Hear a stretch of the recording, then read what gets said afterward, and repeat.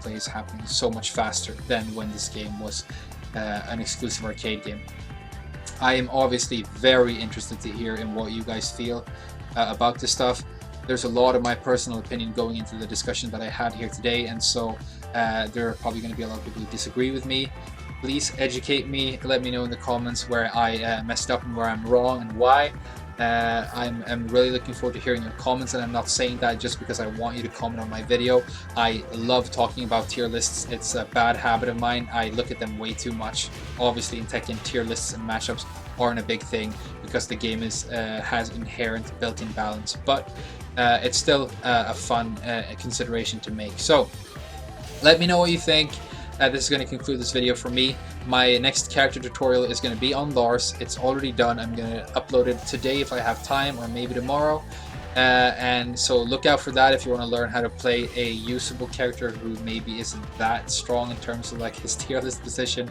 But I just love Lars. I really like his combo. So yeah, that's going to be it for this video, guys. Thank you so much for sticking with me to the end. And I'll see you guys again very soon. Thank you and bye-bye.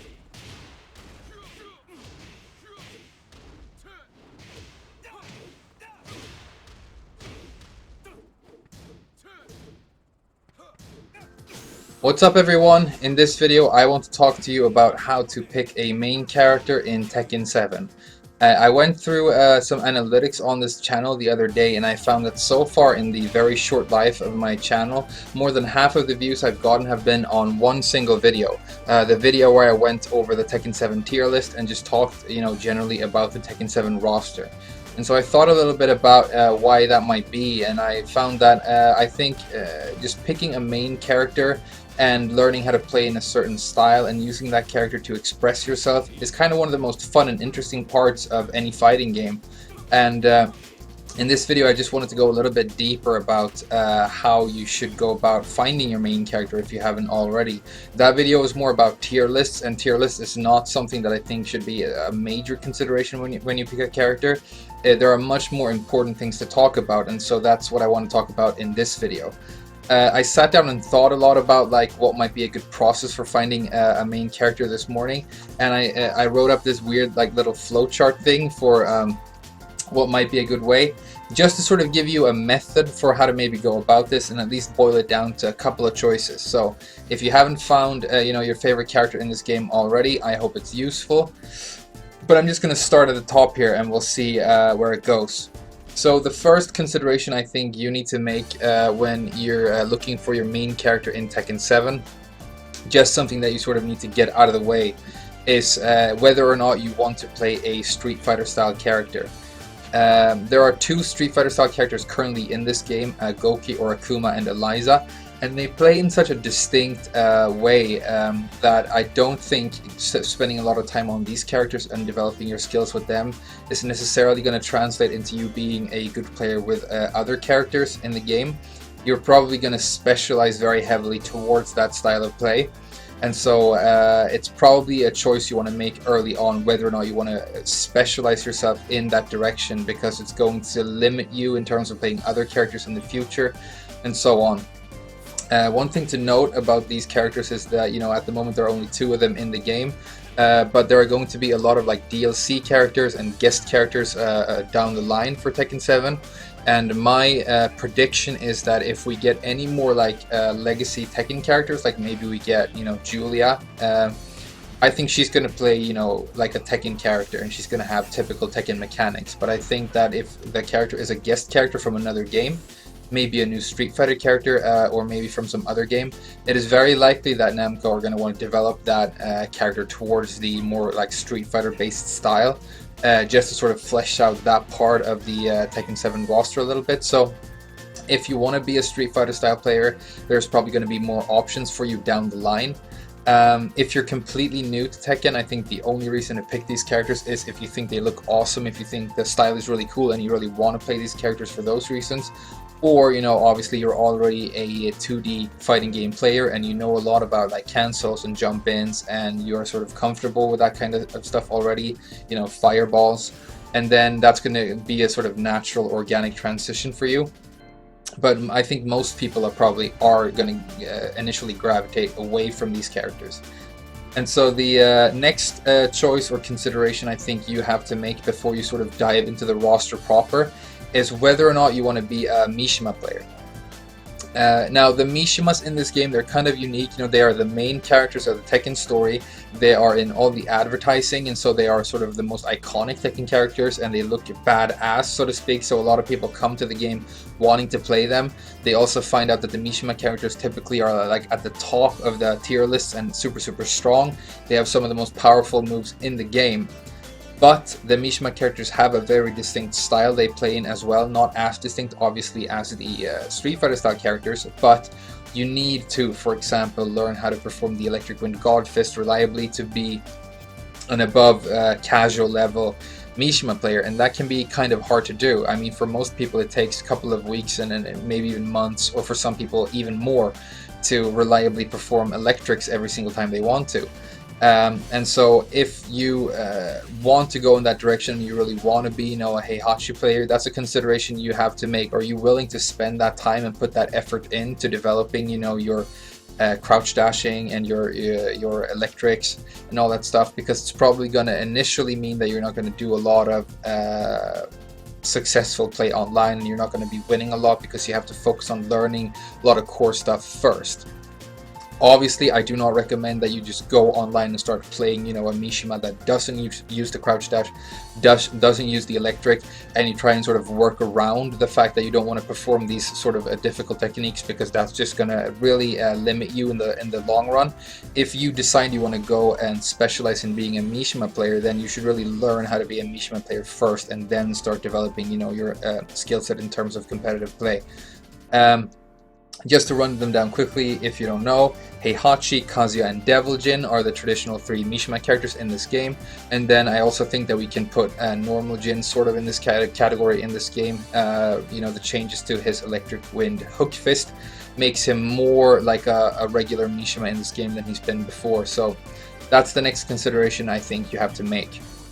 And once we have these two things out of the way, it's time to sort of dive into the roster and sort of start looking around and poking around.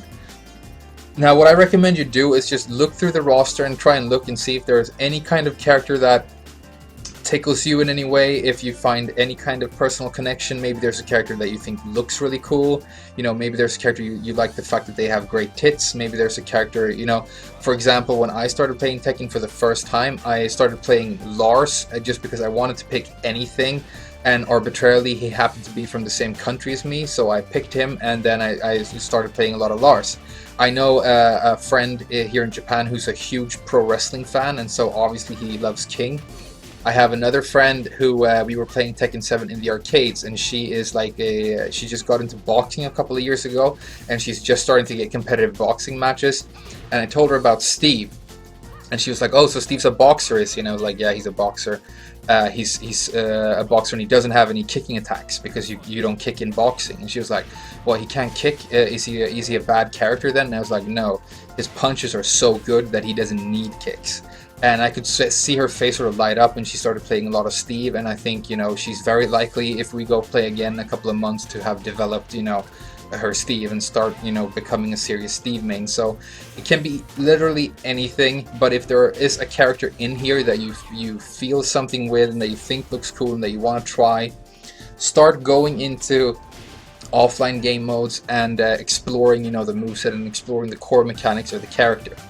Now, when you're at this stage of your sort of process, one thing I really want you to look at is, are there some like special techniques or special like kinks with this character that I need to develop in order to be successful with it overall? For example, say for example, like what would be a good thing to bring up here?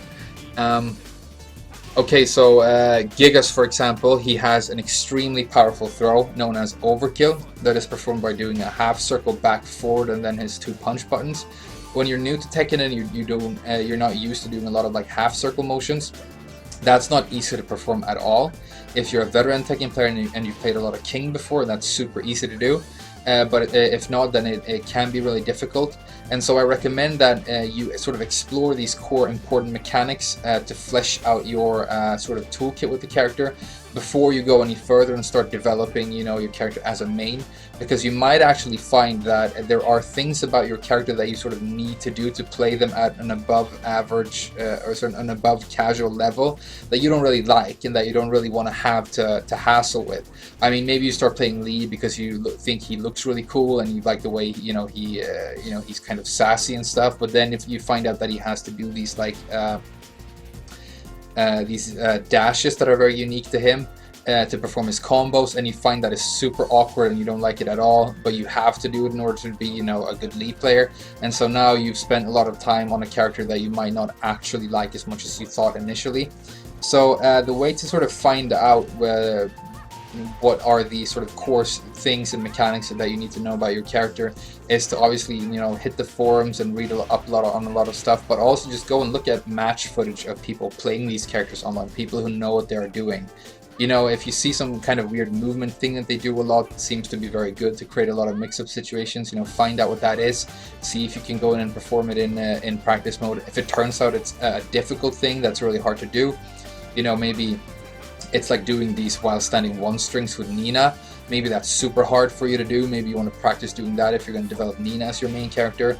It can be anything, but sort of know a little bit about what you need to be better at specifically for your character before you go further. That's just a tip that I want to give, because that's something I messed up so many times when I was completely new to Tekken. I was like, yeah, I'm going to be, you know, X player, whatever, and then it turns out that there are these like things you have to do that I just hated and didn't want to work on, and so I abandoned the character, you know, after 2 weeks or whatever. So if you find something that you like, that you are having fun with, and you want to start developing, you know, for your main, keep doing it. Eventually, you know, start incorporating a lot of online matches.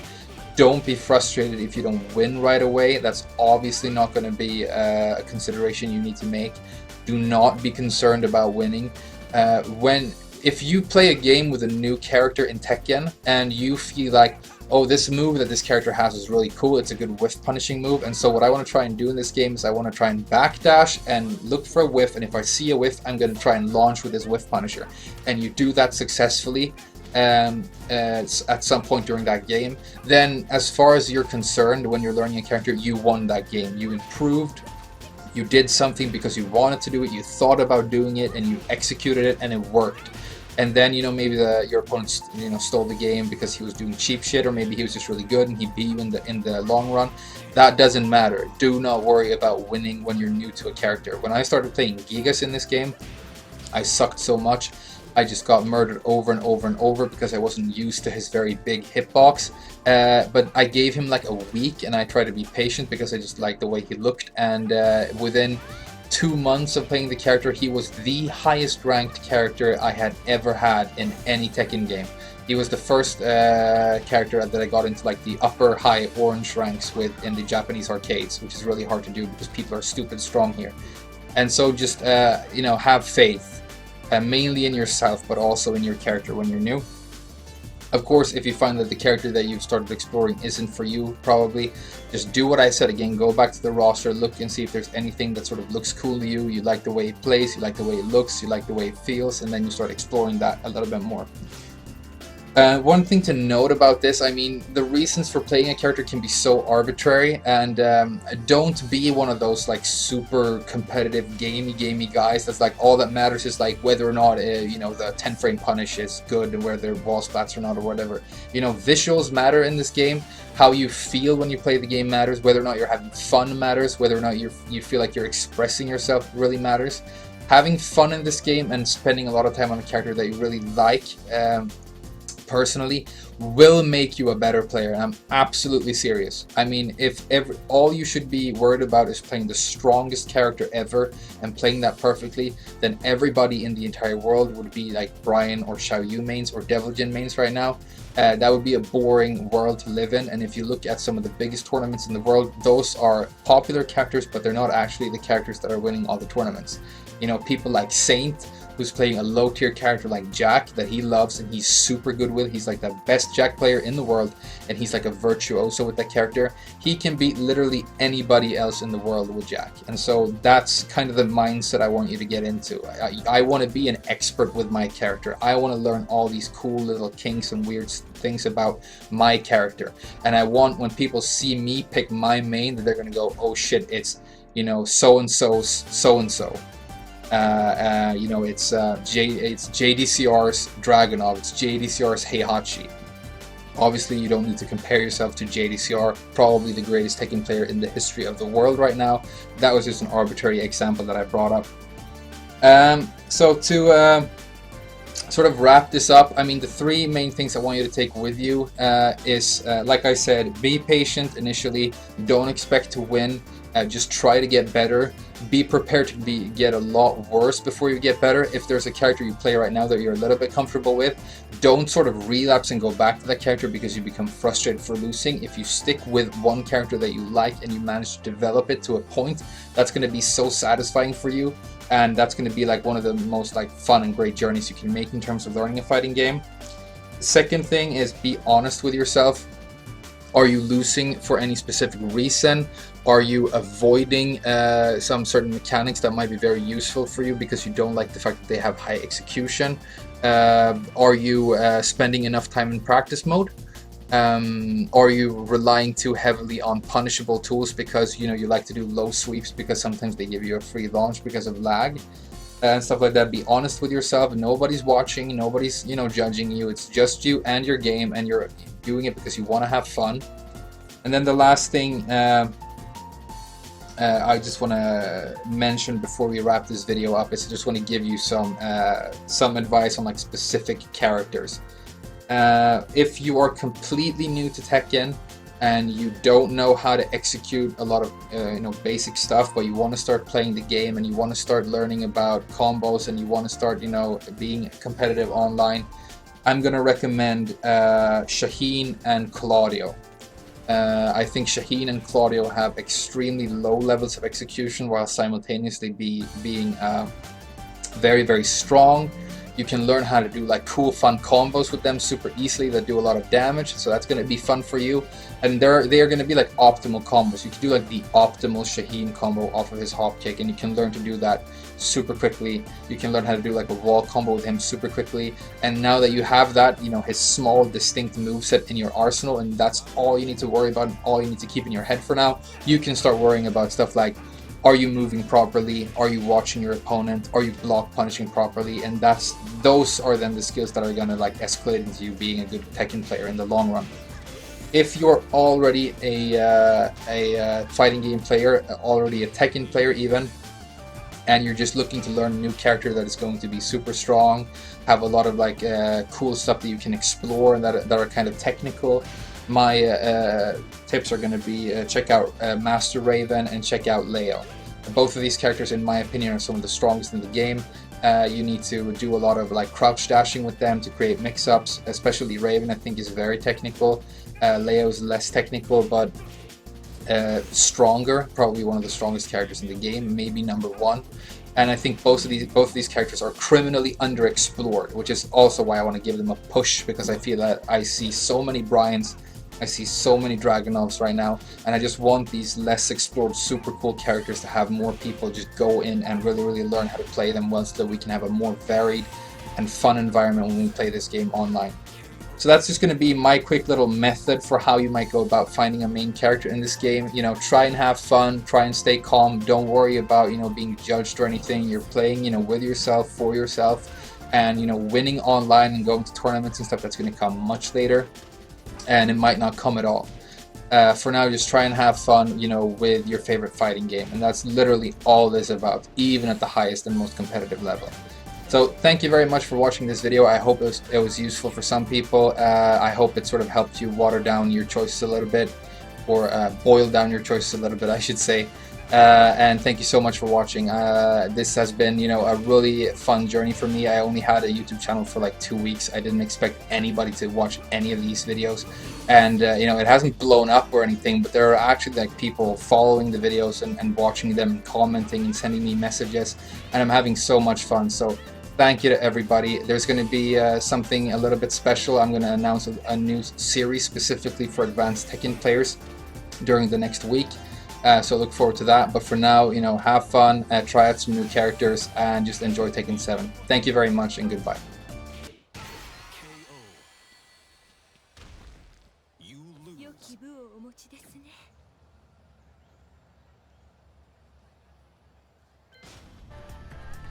Alright, there we go. Hello everybody, this is going to be my quick primer guide for how to use Miguel in Tekken 7 on console. Since this is my first guide for YouTube, I just thought I'd introduce myself quickly first. I am a European Tekken player. I go by Frame Whisperer on PSN and YouTube. And I've been living in Asia for about 3 years now, and so I've been playing competitive Tekken 7 for about 2.5 years. And I thought since this game is finally out for console and we all have access to it for the first time across the world, it might be a good opportunity to create some content for YouTube. So this is going to be my first guide for a character. I'm going to talk about Miguel, who is the character I'm currently focusing on in Tekken 7. And I'm going to talk about why I think he's such a great character and why I want to recommend him to everybody. Just before I get into this, since this is my first video for YouTube, if you are kind enough to show this video any kind of love, any kind of support, I'd be more than happy to answer any questions you might have. I'm definitely going to want to make more videos for YouTube. I might actually do a quick primer guide like this for every single character in the roster if there's any kind of support for the channel. And I've already ordered a capture card off of Amazon, so somewhere along the lines I'm gonna start recording, higher quality, get my face in there, and sort of up the production value. But for now, I'm just doing this through the PS4. I hope the quality is good enough that you get some use out of it. And if you have any questions or there's any character you would like me to talk about in the future, please let me know, and I'll be more than happy to create a video for you, since this is a new channel. So, the way I'm going to structure this is I'm just going to get into how I think the character functions in the neutral game, what the important moves are. Then I'm going to show you how to create launches with the character, and then how to create combos off of those launchers. And by the end, I'm probably going to switch stages and then show you some wall game as well. So, getting into Miguel, I mean, what kind of character is he? He is probably the character that is most known for being poking based in Tekken. And what is a poking based character in Tekken? When we talk about pokes, what we are referring to are very quick, usually very safe moves that you can use to harass your opponent and gradually chip away at their life bar. And Miguel excels in this playstyle, so he likes to be up in his opponent's grill and just continually use moves, and as long as he has a frame advantage, he just continues to use these fast moves and counter hit moves to just chip away at his opponent and annoy them, force them to make a mistake, like duck when they shouldn't, and then he launches them. And especially in this game in Tekken 7, he gets really good damage in his combos. So that's what you're trying to do most of the time. The thing about Miguel that I think makes him so great is that, just poking with him is very easy, comboing with him is very easy, but he has this stance called a savage stance, which you can do from like a ton of his moves. You just hold forward and he does this lean forward, and this stance has like a ton of moves. Like half of Miguel's moves are locked into this stance. So when you're new to the character, you can start playing a very basic Miguel and do well in the lower ranks with him, and then as you get more and more comfortable with the character, you gradually start incorporating savage stance, and the character just goes deeper and deeper and deeper. So he's a lot of fun for people who are new to Tekken and new to the character, and he's also very deep for people who want to play him at a more technical level, and people who might already be sort of Tekken veterans, which I think he's just a great character for anybody. I think if you've never played Miguel, try him out, because he's amazing in this game and a lot of fun.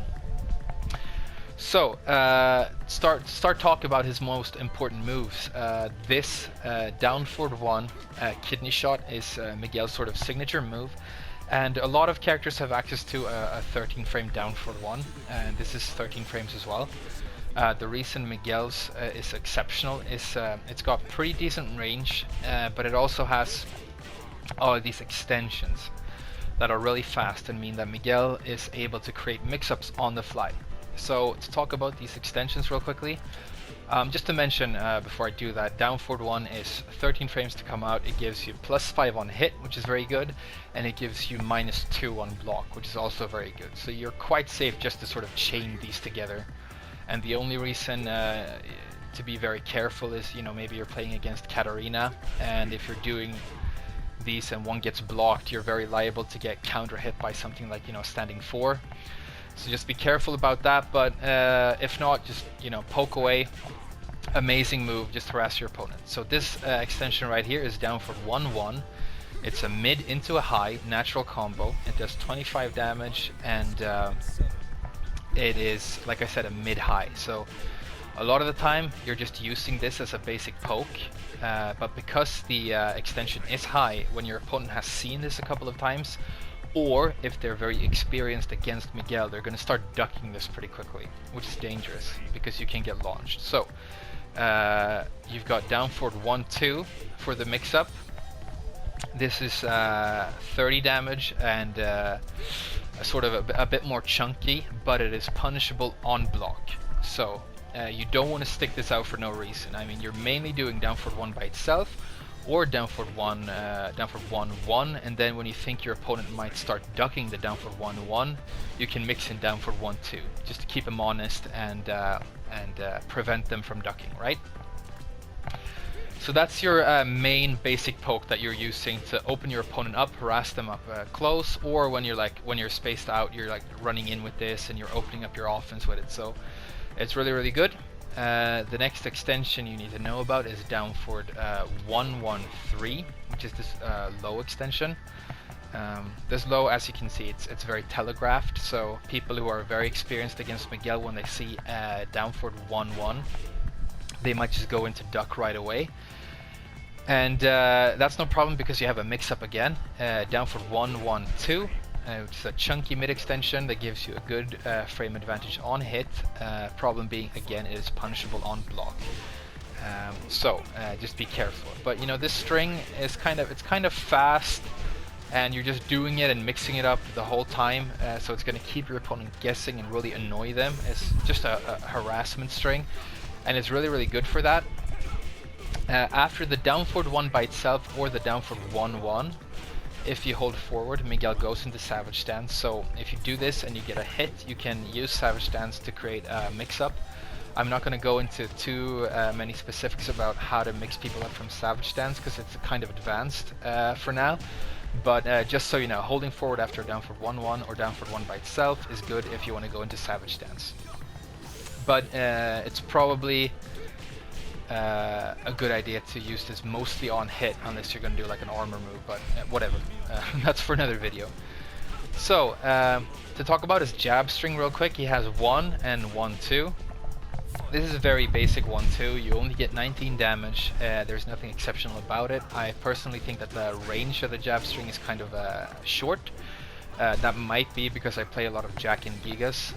Honestly, you have like amazing jab ranges, but as you can see, kind of from this range out here, it's kind of liable to whiff, right? So you got to be careful. But otherwise, it's just kind of standard jab. The 2 extension is good because it has a little bit of tracking because he sort of swings his arm around like that. But it's very unexceptional apart from that. But you know, you need to use single jabs in Tekken to poke and to create offense, and so it does its job. It is also, I should mention, his 10 frame block punisher. So that's your high. This is your mid, and then we also need to give you some low pokes if you're going to be poking your opponent. So the main low poke that I use with Miguel is down back 4. It's a very good move because it has good range, good tracking.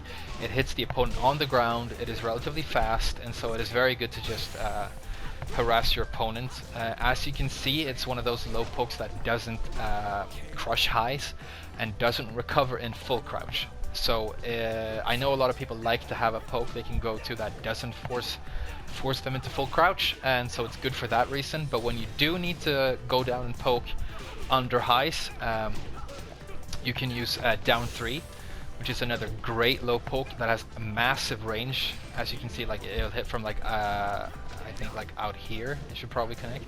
Let's see, from about that range, yeah.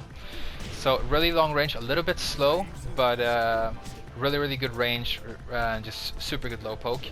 So that's your alternative for that. You also have down back 3, and the reason to use that is you can make this extension down for down back 3-4.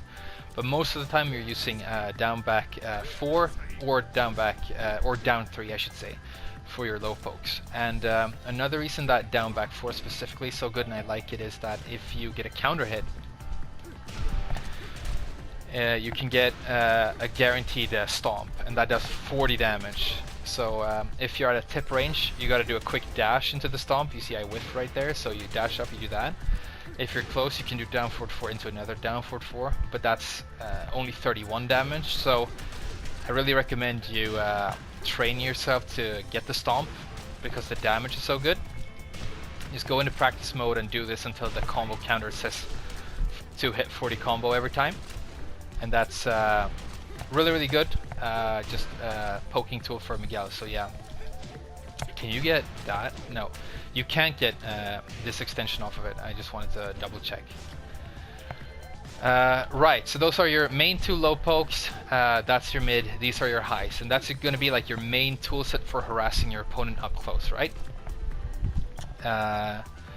So the next thing I want to talk about with Miguel is that you don't necessarily have to play him up close. You can actually be very effective spacing your opponent out and playing a sort of whiff punishing style with this character. And the reason for that is mainly he has like one of the best backdashes in the game. If you look at that, that is a very long backdash. Miguel is sort of known for having this great backdash in previous games, and it is as good in this game. You see, if I just do one backdash cancel there, those 2 backdashes create about as much space as 3 backdashes would do with some other characters. So he is very good at just creating space, and very good at whiff punishing once he's done that. So he's got this great backdash, and then once your opponent has whiffed something, because you're backdashing, you have 2 main launchers that you want to use. The first one is his hop kick, which is a great hop kick. It's one of the best in the game. In terms of frame data, it's very standard. It's 15 frames to come out. It's -12 on block, so typical hop kick. But it's got very good range, and it leads, because of this new move down back 2 that it has, it leads to very good damage for a normal hop kick. So great whiff punisher.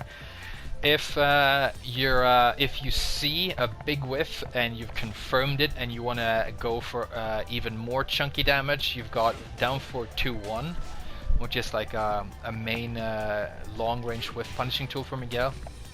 This is going to give you even more damage. Problem being, it is 16 frames to come out, so 1 frame slower than the hop kick, and it is -15 on block, which means you can get launched punished for using this. So this, when you think you're gonna whiff punish your opponent, use this. When you know you're gonna whiff punish your opponent, do that. All right. So that's like your main whiff punishing game when you're spacing your opponent out and backdashing. And Miguel has this dynamic with him where you're kind of backdashing, trying to create space, and then just switching it up and going in and harassing your opponent up close. And he sort of switches between these 2 modes a lot of the time, and which one you should be applying kind of depends on what character you're facing, right? So if you're playing against a character that is very good at whiff punishing and spacing out, like maybe you're playing against Jack 7, for example, it doesn't really make sense to sort of try and, you know, move around a lot and whiff punish when your opponent can do that really well as well, but your opponent might not be very good in the close-up game. In that case, switch up, go in, and start harassing him up close instead, because then you are at an advantage and your opponent might not be able to keep up. Conversely, when you're playing against a character that might be very aggressive and do a lot of whiffing because the player is bad, like maybe a Katarina player online, it might be a very good idea to just try and create a lot of space and look for that whiff. It's also my preferred style when I play against Mishimas, is to sort of space them out, run up and duck and look for that electric, and then, you know, do a while standing punish, or maybe, you know, backdash, wait for the hell sweep, and try and block that by ducking as well. So yeah. When you're spaced out, if you want to sort of create offense, like I said, your jab and your down forward one, they don't have super good range, so it might be risky to just sort of run up and do them, because you might whiff, like I did right there. And so for sort of gap closing moves, you actually have a lot of interesting options. So I should just mention those real quickly. The most famous one that Miguel uses is probably this one, 4-4-2-1. It's a very good move. As you can see, it does 41 damage. It's a natural combo. It comes out mid, and when he goes in, if you look at this down forward, 4-4-2 just here, he has a lot of high crush frames. So if your opponent is kind of doing highs and jabbing at you, go under it and blow him up with this. It's really, really good. But the reason this move is dangerous is, as you can see, the extension is a high, and so if your opponent is an experienced player, they're going to try and duck this high. But because Miguel, this is kind of the way Miguel functions, he has a high that you can duck, but it's safe, or he gets a mid, but it's punishable on block, right? So the mid mix-up is 4-4-2-2, which looks like this.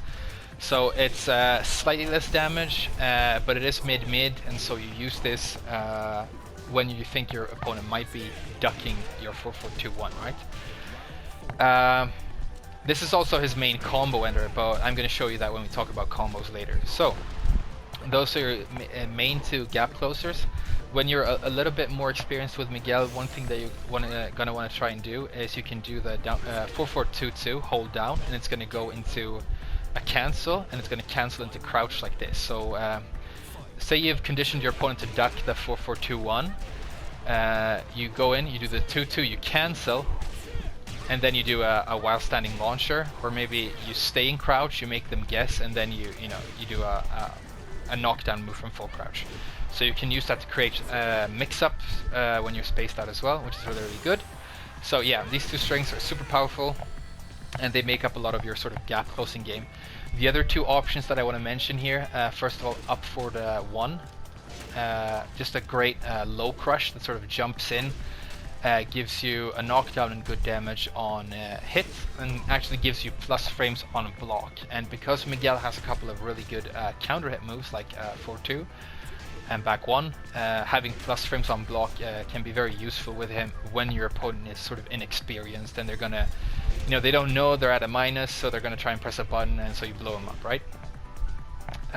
So that's a good option. The only caveat to this move that I want to mention is, he doesn't jump forward as far as you might think, so be careful not to whiff this move, because then you're gonna get launched. Final option for like spaced out Miguel play that I want to mention is this charge. Sort of an iconic great Miguel move. As you can see, the range is absolutely massive. It has this really annoying thing on block where it is safe most of the time on block, but it can be punishable, I think, from certain ranges. It sort of becomes safer the further out you use it from, but obviously the further out you use it from, the more likely you are to be interrupted, or the more likely you are to whiff if your opponent is backdashing. So you can use this when your opponent is kind of like, I use it when I'm playing against like an Eddie player, for example, who's kind of like content to sit far away from me and just do all these weird moves and these mids and these stances, and he's just doing shit at afar and sort of threatening me to come in because he has like low launchers from relaxed and everything. I just stay out here, and when I see an opening I just run in and I get the damage and the knockdown. So yeah, that's a good application for that move. When your opponent is being spammy, space them out and just hit with this. It's also going to wall splat your opponent. This is also going to wall splat your opponent. This is going to wall splat your opponent, and this is going to wall splat your opponent. So great options all around for like pressuring opponents when they're against the wall. So that's basically Miguel's neutral game. The next thing I want to talk about before we start talking about combos and stuff is that I want to talk about the fact that he actually has a full crouch mix-up. So if you don't know what a full crouch mix-up is, all it basically means is that the character can run up and crouch in your opponent's face, and because the character has a very strong low and a very strong mid from this full crouch, your opponent now has to guess whether or not they should be ducking. and it can be super useful, especially if you're like good at harassing your opponent and creating a lot of hesitation. And so the mid option that Miguel uses to mix his opponent up from full crouch is while standing 2-2, or while standing, this is a new move for him by the way in Tekken 7, while standing 2-4. Both of these moves are while standing launchers, and a very important thing about them is that they are actually 14 frames. Most characters only launch their opponent at either 15 frames or 18 frames from full crouch. Standard characters at Katarina from 15 frames, and then slightly slower characters like Kazumi and Gigas from 18 frames, and then there are a couple of characters in the game who can launch from 14, and Miguel is one of those, which is great. The problem he had in previous games is that this Wastling 2-2, which was his main launcher from full crouch, didn't lead to a lot of damage, and it still doesn't. You don't get huge damage, but the sort of upside is that it's very fast. So they gave him this Wastling 2-4 to sort of compensate for the fact that his Wastling 2-2 isn't all that great. Problem being, Wastling 2-4 also isn't that great. It doesn't give you all that much damage, because as you can see, it has a built-in auto screw. You have to screw on like the second hit, so your combo isn't going to be very long. And the other sort of downside to this move is that you can see it sort of launches the opponent at a bit of an angle, and so to get a combo off of this, you have to do a deep sidestep right into down back 2, which is not super easy for new players. And it even, when I'm playing in a competitive game, I never want to risk accidentally whiffing this because I was too slow or I didn't do a deep enough sidestep. So I'll just go to Wastling 2-2 because I know I can get consistent damage off of it. But it's one of the few downsides that the character has, that he can't get huge damage off of his while standing launchers, but they're more than dangerous enough that they're going to create a full crouch mix-up. So I guess I could just show you the combos really quick. What I do off of the Wastling 2-2 is I do that Wastling 2-2 into down forward 1. I spin them with down forward 2-2, which is his main screw move. And then you can just do whatever ender you want. So you see 46 damage. It's not huge. Off of this, I guess what you do is like what do people do off of this? I think that, which is like 52 damage, but yeah, there you go.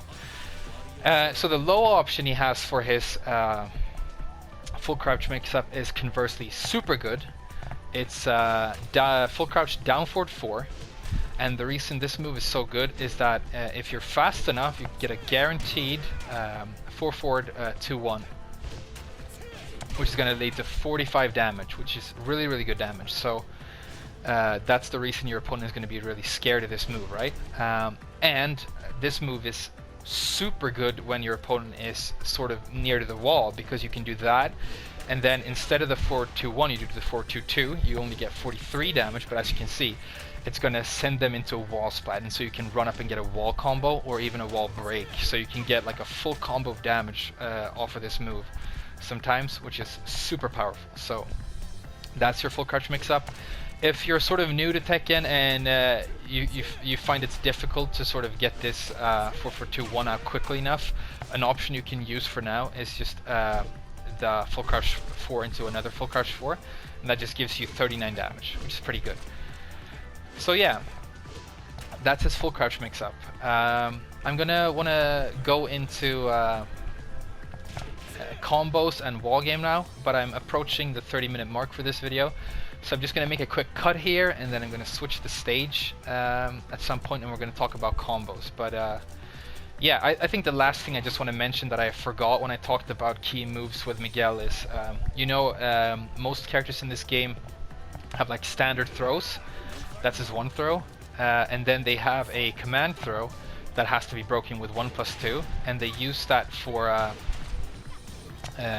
creating throw mix-ups, or just as a throw that is a lot less likely to be broken, and because it's not going to be broken if your opponent just happened to be pressing a punch button.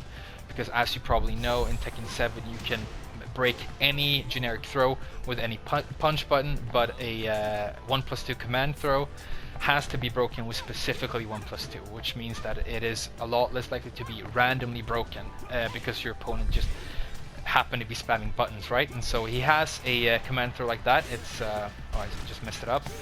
It's down forward 1+2. It looks like that. Does 40 damage, and as you can see, it just leaves your opponent standing right in his grill, which just means that you go straight into the next mix-up and you just keep pressuring, which I think is sort of great with Miguel. You don't get Oki, but you just do this, and it's almost like just another harassing tool. That you just use, just keep pressuring all the time, and you pepper this throw in, and it's really going to annoy opponents. So that's super good. I just wanted to mention that real quick. I'm going to cut the video off for a moment here, and then we're going to show you some combos. Alright, so we're back and ready to talk about some standard Miguel combos. I just want to apologize quickly. I noticed that in the previous recording there was kind of like some wind going into the microphone, which is probably a little bit annoying to listen to. I've adjusted the mic, so hopefully it sounds a little bit better now. But I have like new equipment coming in the mail, so this is going to sound better in the future. But just please bear with me for now. But alright, so I mentioned in the last section that I think Miguel does really well with combos. He's definitely stronger in that department than he was in Tag 2. One of the reasons is he has this new move down back 2, which he uses as kind of like a chunky hit to fill out his combos. But if we start with this normal hop kick, I mentioned this is like his main whiff punishing launcher after a backdash or like after a sidestep. Also obviously very good for crushing lows, which is important in this game because in Tekken 7 especially there are a lot of super annoying powerful lows online. People love to do like these snake edge style low launchers and sweeps, or like Dragon Tail from Law, Demolition Man from Paul, you know, all these classic super annoying lows. And so this is your main tool for dealing with all of that, which makes it a super important move. The combo I do off of it looks like this.